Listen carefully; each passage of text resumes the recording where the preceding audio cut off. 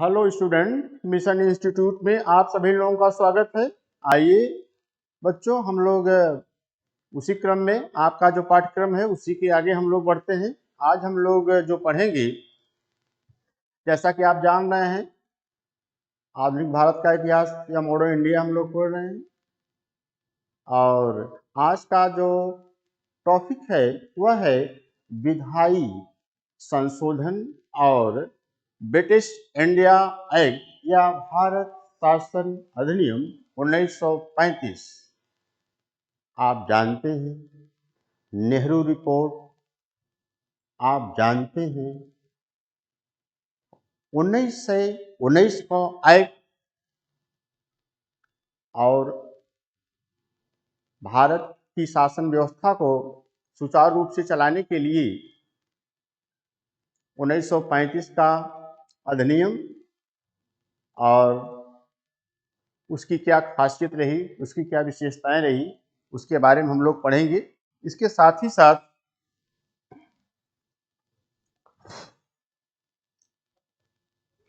इसके साथ ही साथ संशोधन,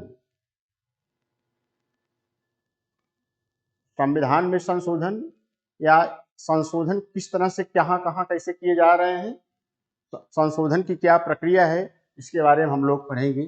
जैसा कि आप जानते हैं कि भारत के संविधान में संशोधन किया जा सकता है, और इस संशोधन की प्रक्रिया जो है दक्षिण अफ्रीका से ली गई, और संविधान के अनुच्छेद 368 के तहत तमाम इस तरह की गतिविधियां हैं।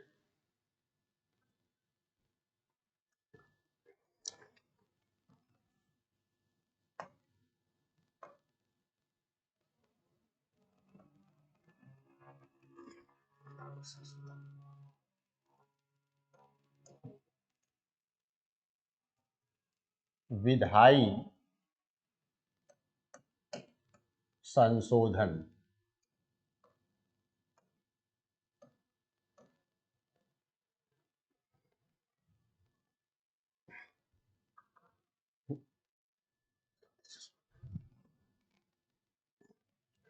विधायी संशोधन, और हम लोग आज क्या पढ़ेंगे, British India act, British India act 1935। तो पहले आइए हम लोग विधायी संशोधन देखते हैं।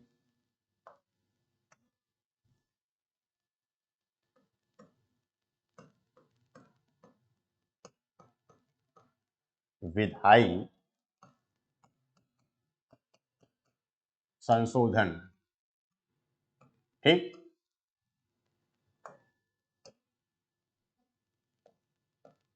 आपकी परीक्षा को ध्यान रखते हुए जो तथ्यात्मक चीजें हैं उसी की बातचीत हम लोग करेंगे।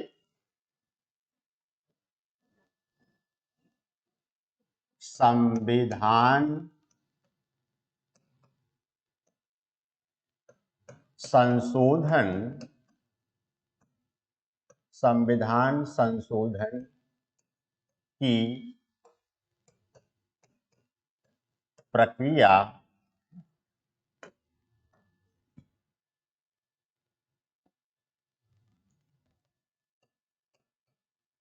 दक्षिण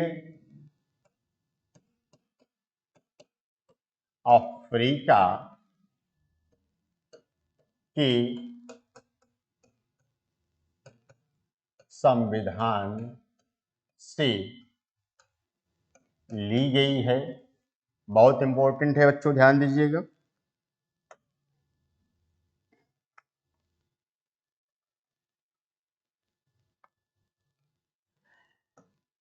संविधान का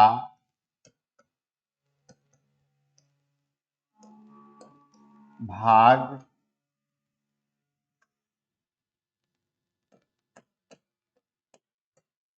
20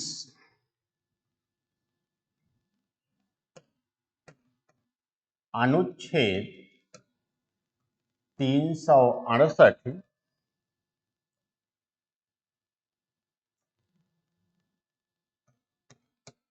संविधान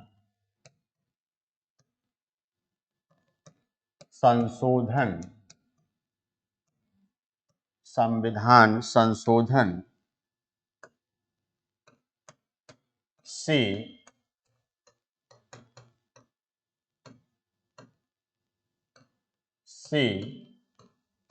संबंधित है।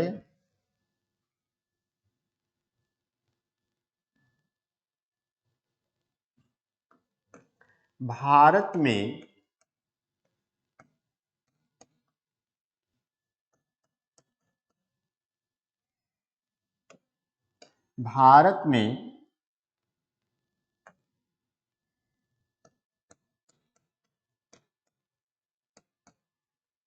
संविधान संशोधन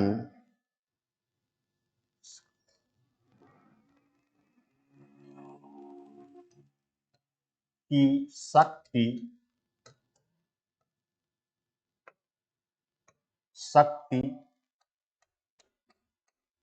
संसद को दी गई है।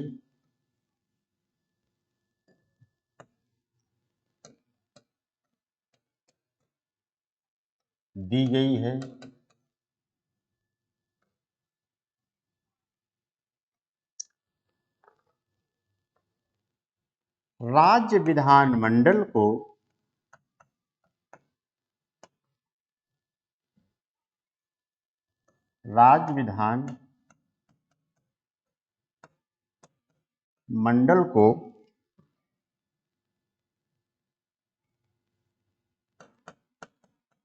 संविधान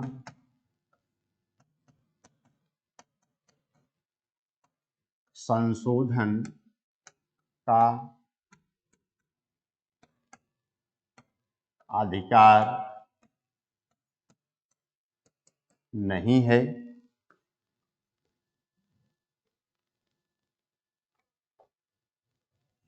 संसद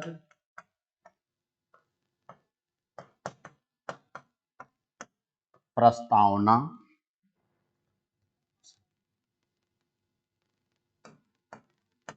तथा मूल अधिकारों सहित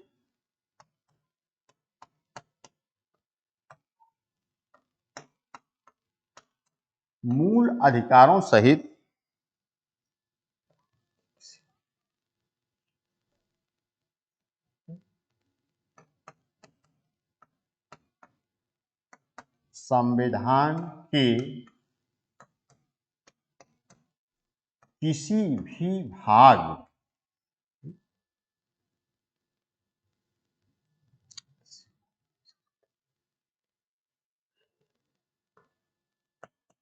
भाग में संशोधन कर सकती है, किंतु संविधान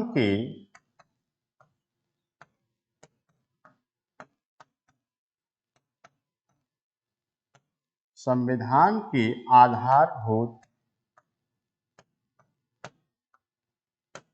ढांचे में संशोधन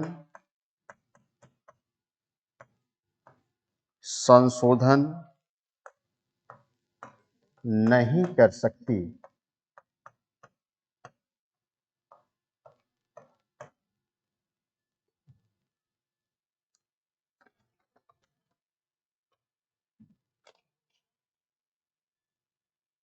विधायी संशोधन की बातें हो रही बच्चों, और इसे आप स्क्रीनशॉट करें। इसी क्रम में हम और आगे बढ़ेंगे।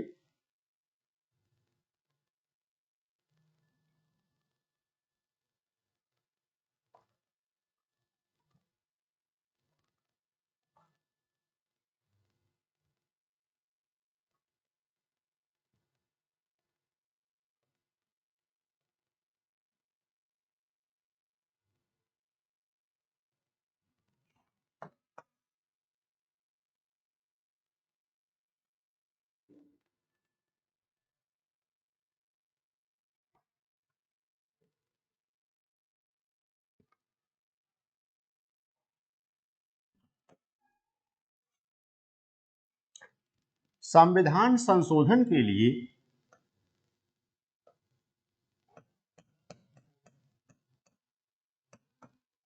संविधान संशोधन के लिए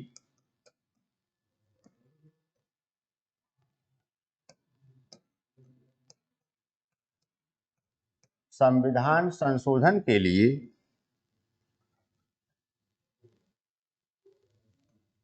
3 प्रकार की प्रक्रिया का उल्लेख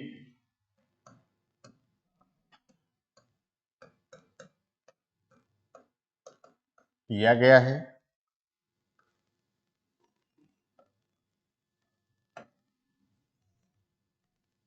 पहला है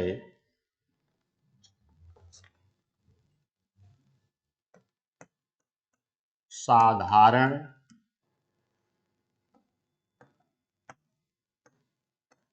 बहुमत। साधारण बहुमत द्वारा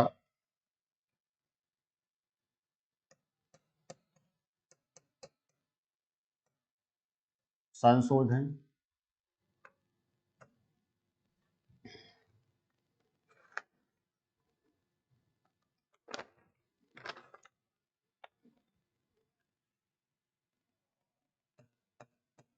साधारण बहुमत से तात्पर्य है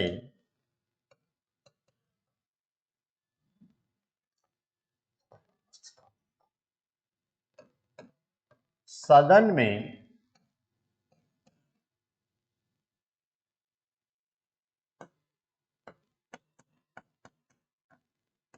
उपस्थित और मतदान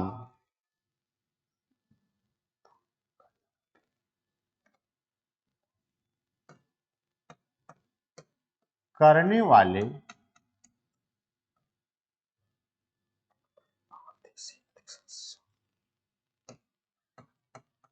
आधे से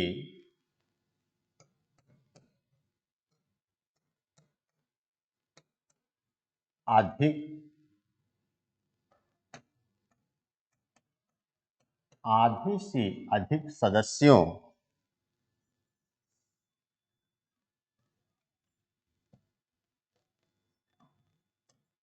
की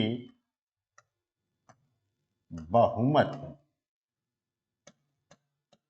से है।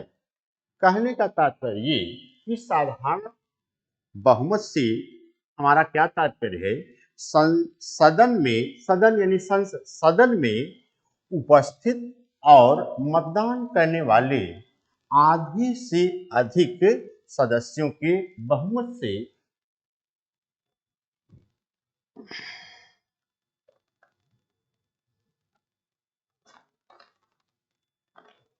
आइए दूसरे ढंग से कैसे संशोधन किया जाता है।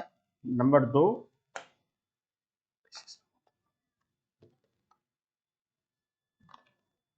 विशेष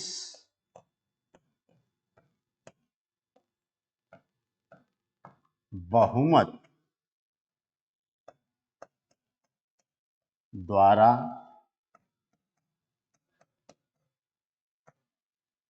संशोधन। विशेष बहुमत से हमारा तात्पर्य है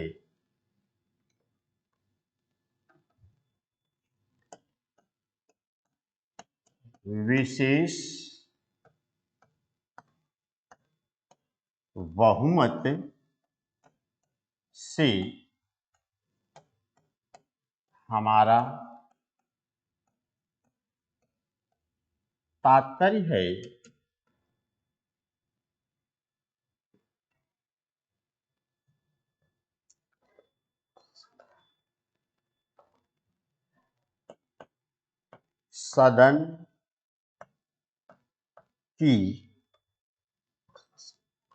सदन की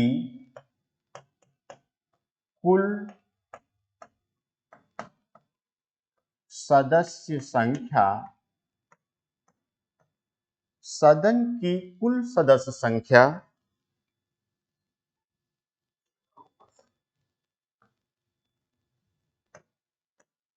की बहुमत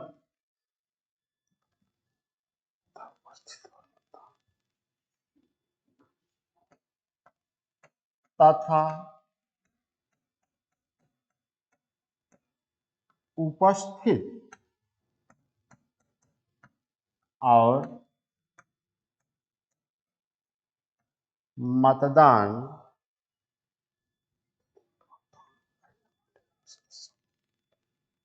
मतदान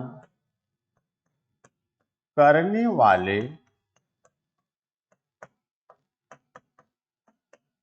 सदस्यों को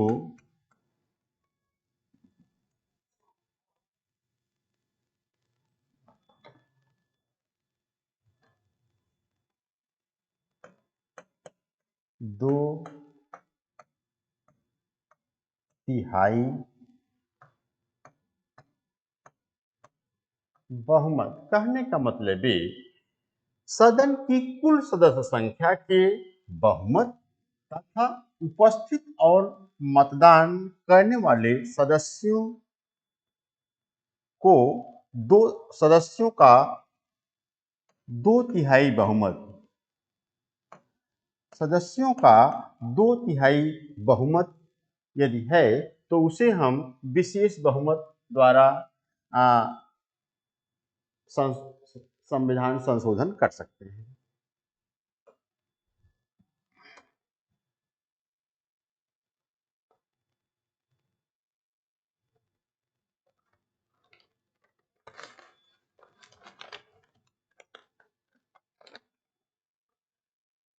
तीसरा संशोधन आइए हम लोग पढ़ते हैं।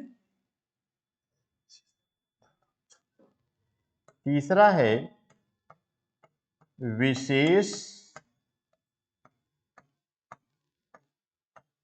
बहुमत और राज्यों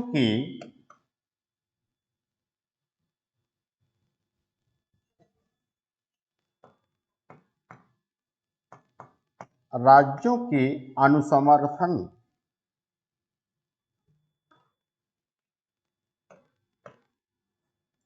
राज्यों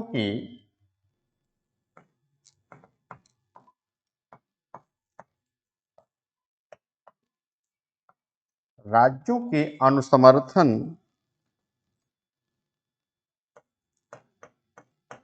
द्वारा संशोधन।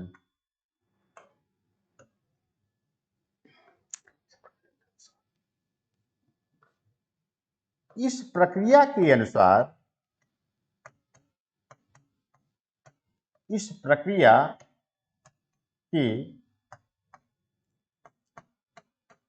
अनुसार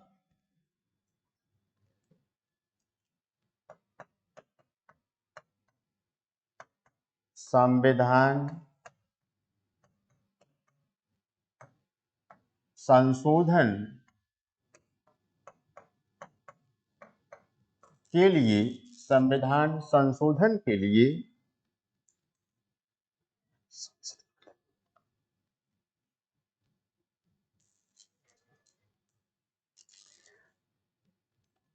संसद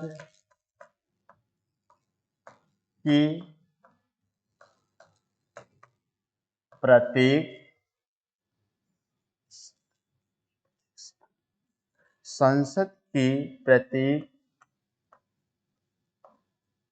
सदन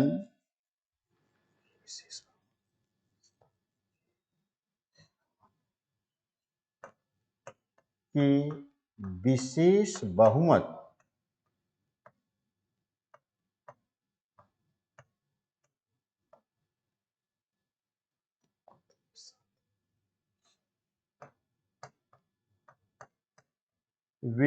बहुमत के साथ साथ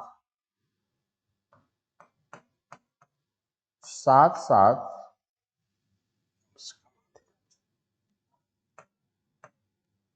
कम से कम आधे राज्यों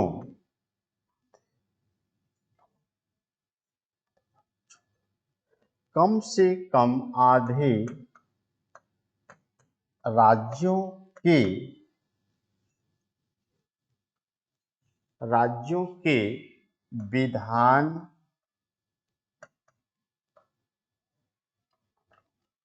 विधान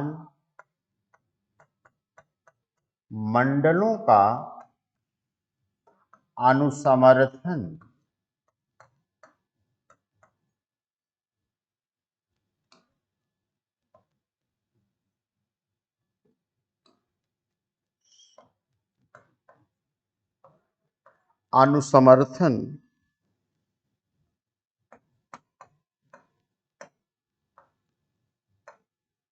आवश्यक है। कहने का तात्पर्य है कि जो है संसद के प्रत्येक सदन की विशेष बहुमत की तो बात होना ही चाहिए, लेकिन उसके साथ साथ कम से कम आधे राज्यों के विधान मंडल, यानी भारत जैसा कि आप जानते हैं एक राज्यों का एक संघ है, बहुत से राज्य हैं, कम से कम आधे राज्यों के विधान मंडलों का अनुसमर्थन भी प्राप्त होना चाहिए, तभी हम विशेष बहुमत और राज्यों के अनुसमर्थन द्वारा किसी भी तरह का कोई संशोधन कर सकते हैं। ठीक है, इस प्रक्रिया के अनुसार संविधान संशोधन के लिए संसद यानी लोकसभा और राज्यसभा, संसद के प्रत्येक सदन के यानी लोकसभा और राज्यसभा के विशेष बहुमत से तात्पर्य 2/3 बहुमत के साथ साथ कम से कम आधे राज्यों के विधानमंडलों का अनुसमर्थन प्राप्त होना आवश्यक है। विशेष बहुमत की जहां तक बात रही, विशेष बहुमत से हमारा तात्पर्य है सदन की कुल सदस्य संख्या के बहुमत तथा उपस्थित और मतदान करने वाले सदस्यों का 2/3 बहुमत। ठीक है, और साधारण बहुमत की जहां तक बात रही, साधारण बहुमत से हमारा तात्पर्य है सदन में उपस्थित और मतदान करने वाले आधे से अधिक सदस्यों के बहुमत से है। ठीक है, तो बच्चों ये रहा आपका विधायी संशोधन। हम आइए बात करते हैं ब्रिटिश इंडिया एक्ट 1935। तुरंत स्क्रीनशॉट करें।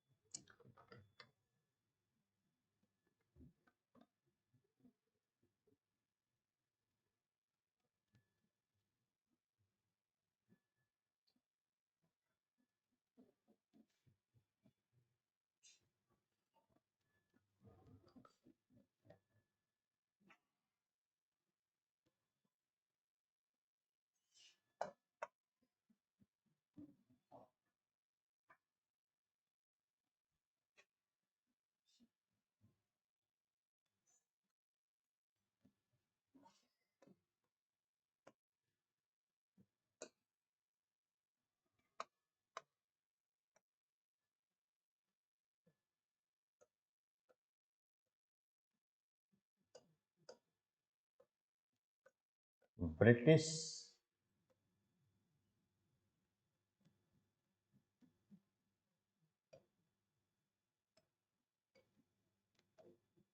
India act 1935।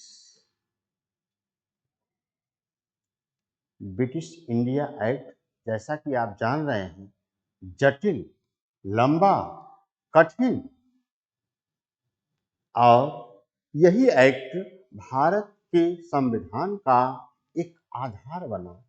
इसी एक्ट का लगभग 70% भाग भारत का जो संविधान इंडियन कॉन्स्टिट्यूशन का आधार बना। क्या थी इसकी खासियत, क्या थी इसकी महत्ता? हम अपना संविधान यानी भारत का संविधान पढ़ते हैं, तमाम तरह की अवधारणाएं, तमाम तरह की विशेषताएं, और उसमें जितनी भी चीजें इंक्लूड की गई हैं उसमें 70% भाग यहाँ से अर्जित किया गया है। आप अपनी परीक्षा को ध्यान में रखते हुए यहाँ से भी कैसे कैसे सवाल निकलेंगे उसको आइए हम लोग देखें।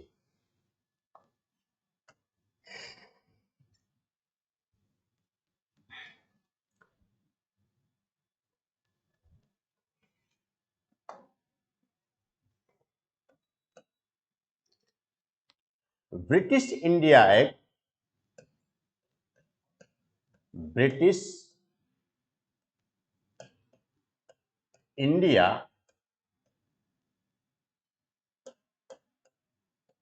एक्ट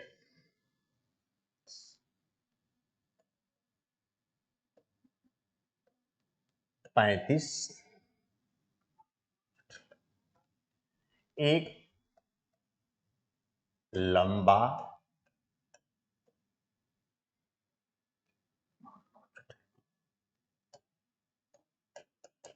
और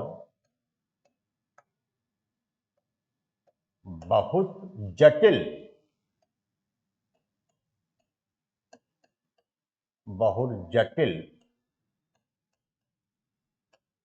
अधिनियम था।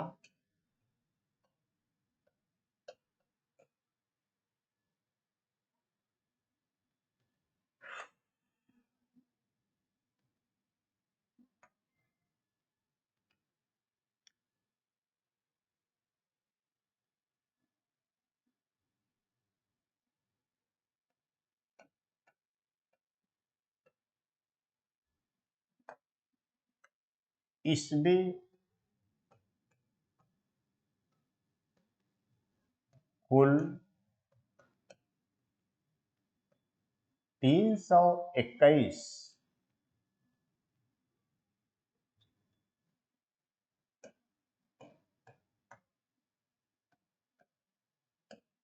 अनुच्छेद व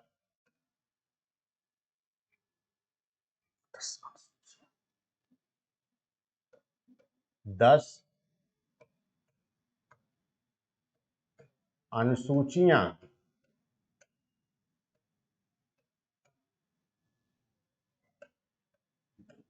तथा 14 भाग।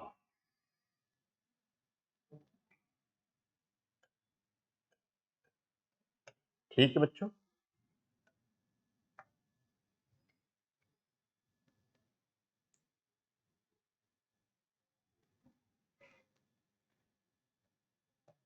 चार अगस्त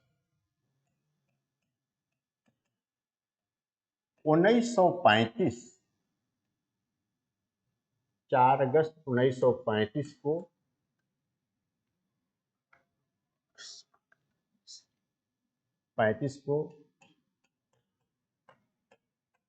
ब्रिटिश सम्राट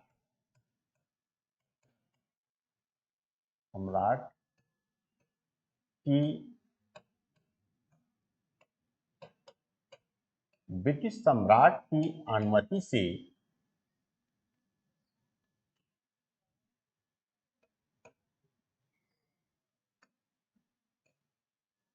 अनुमति से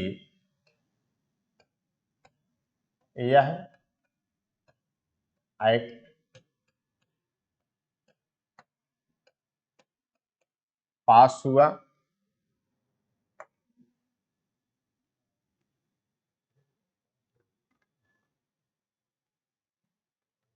इंपॉर्टेंट है, वर्तमान भारतीय संविधान का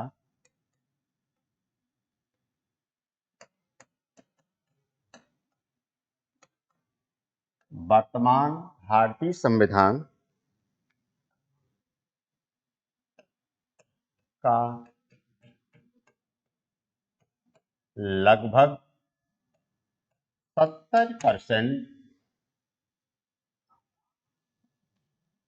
70% प्रावधान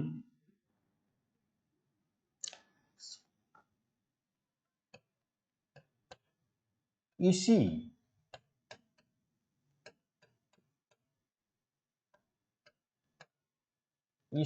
अधिनियम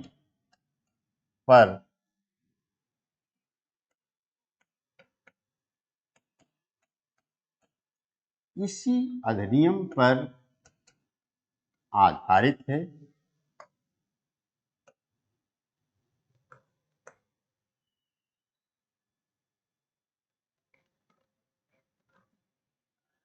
उन्नीस सौ 35 के अधिनियम में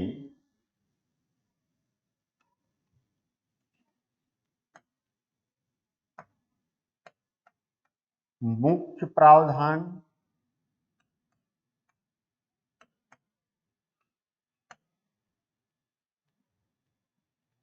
पहला है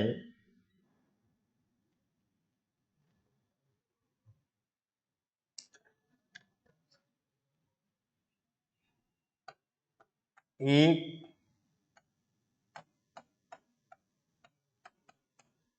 अखिल भारतीय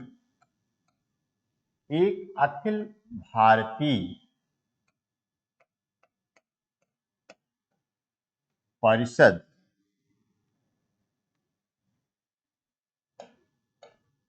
की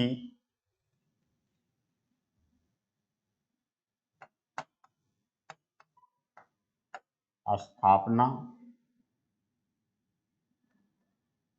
दूसरा है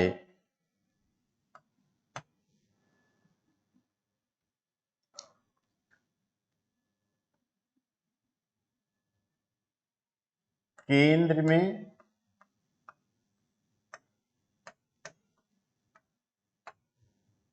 द्वैध शासन की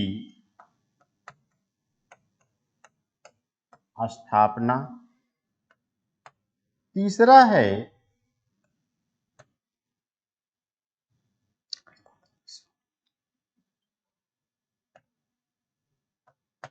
हस्तांतरित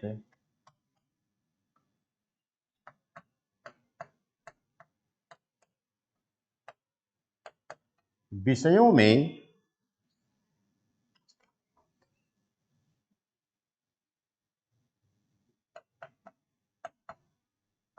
स्थानीय महत्व के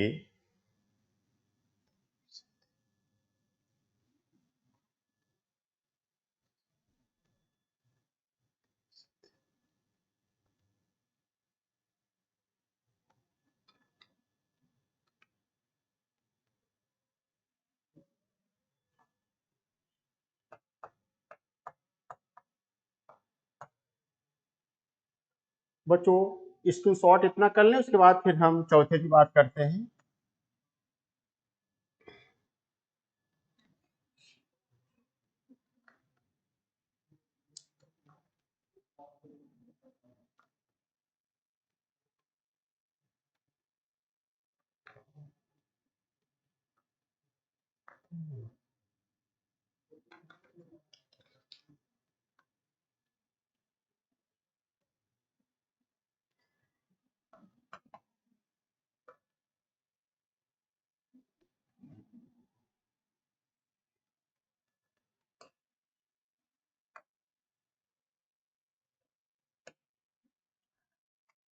प्रांतीय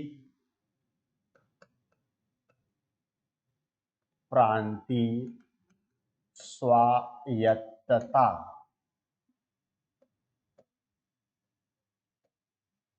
प्रांतीय स्वायत्तता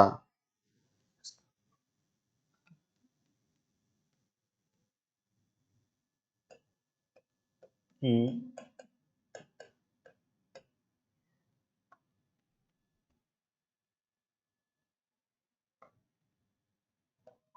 प्रांतीय स्वायत्तता की स्थापना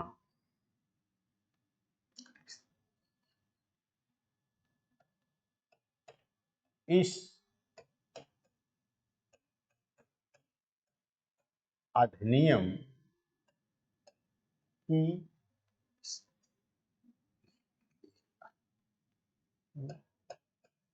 एक अन्य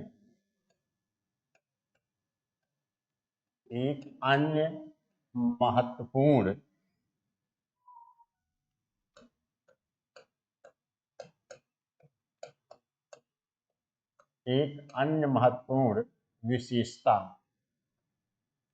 थी।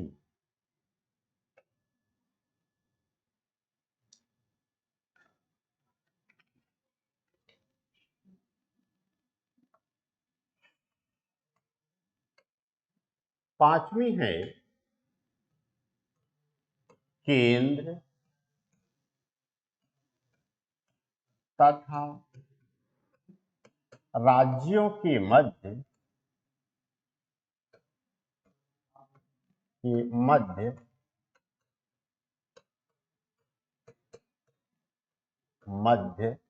शक्तियों का विभाजन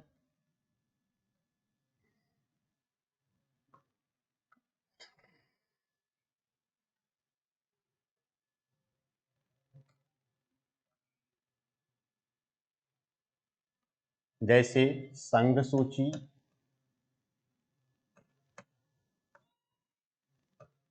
संघ सूची,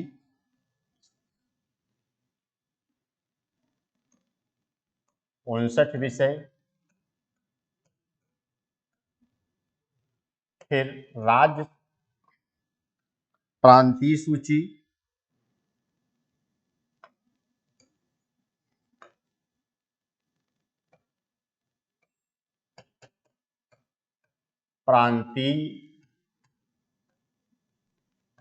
प्रांतीय सूची,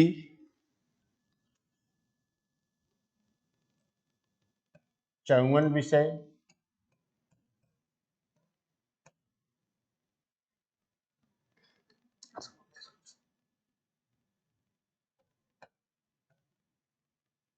समवर्ती सूची,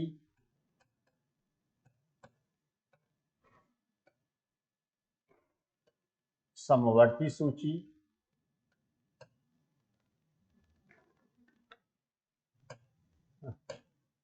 36 विषय, संघ सूची में 59, प्रांतीय सूची में 54, समवर्ती सूची में 36।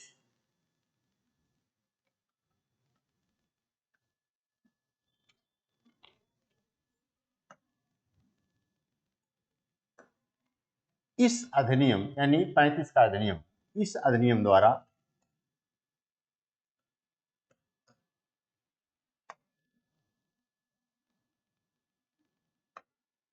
इस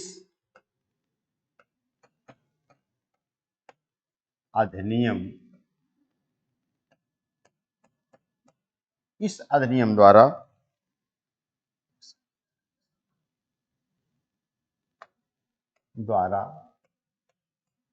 एक संघीय न्यायालय की स्थापना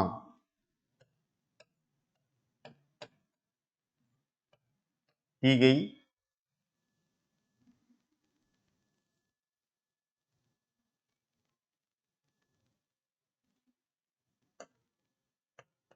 जो कहाँ स्थित है? दिल्ली में स्थित है।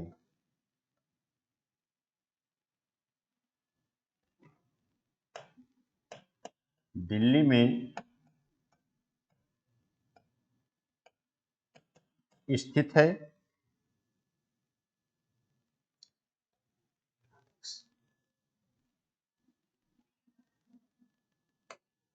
इस न्यायालय में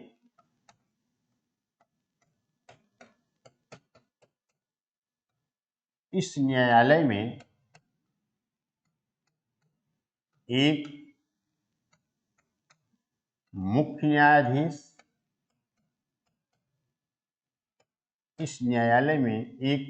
न्यायाधीश, व 7 अन्य न्यायाधीश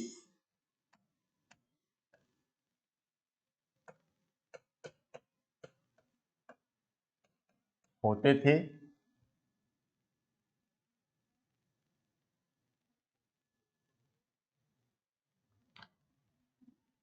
न्यायाधीशों की नियुक्ति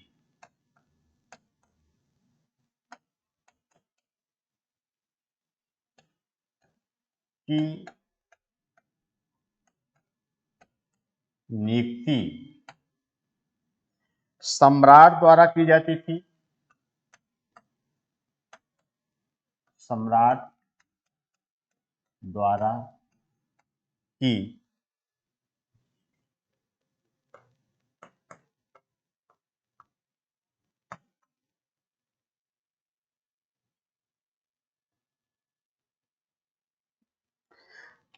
संघीय न्यायालय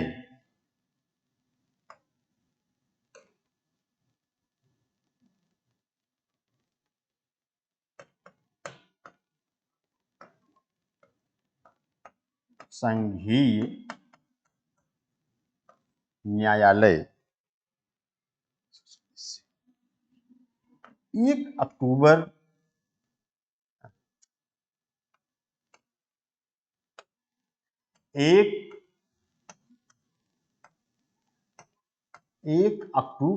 1937 1 अक्टूबर 1937 से काम करना प्रारंभ किया। अच्छा,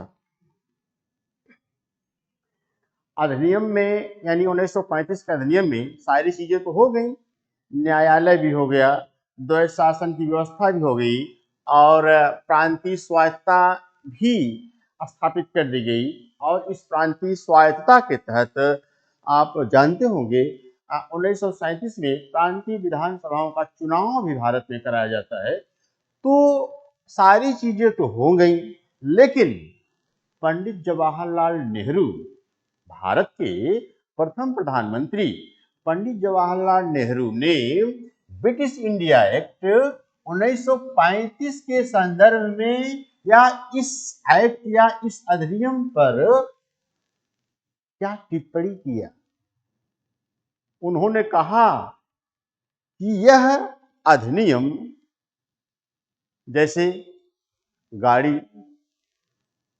में इंजन न हो, उन्होंने जो एग्जाम्पल दिया, गाड़ी में इंजन न हो लेकिन ब्रेक एक से बढ़कर एक हो, बिना इंजन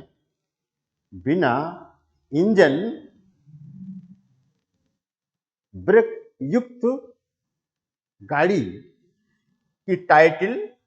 और इन्होंने कहा, नेहरू जी ने कहा इस एक्ट पर, यह तो एक दास्ता का सिंबल है।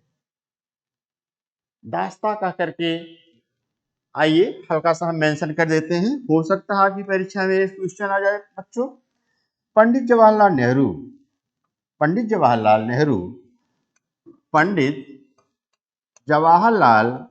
नेहरू ने क्या कहा इस एक्ट के बारे में।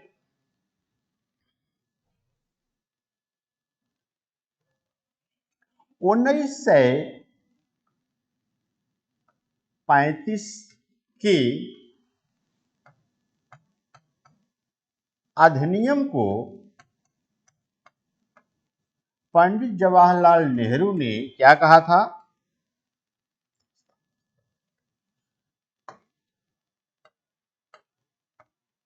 दासता का चार्टर एक्ट, ये पंडित जवाहरलाल नेहरू का स्टेटमेंट है। पंडित जवाहरलाल नेहरू का स्टेटमेंट 1935 के संदर्भ में, यह तो दासता का चार्टर एक्ट।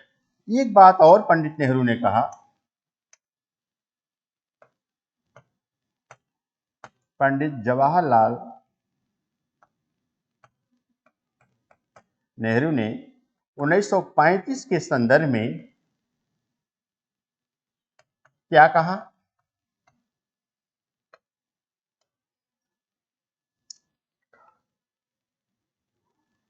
एक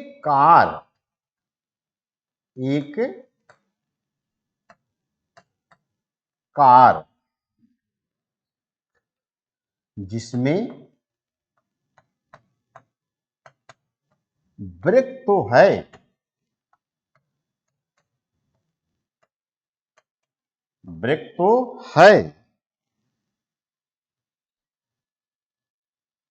पर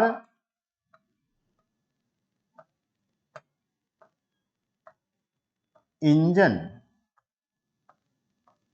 नहीं है। वही जो बात मैंने कहा, ब्रेक तो है लेकिन इंजन, इसमें अवरोध तो है, ब्रेक तो है लेकिन इसमें इंजन नहीं है।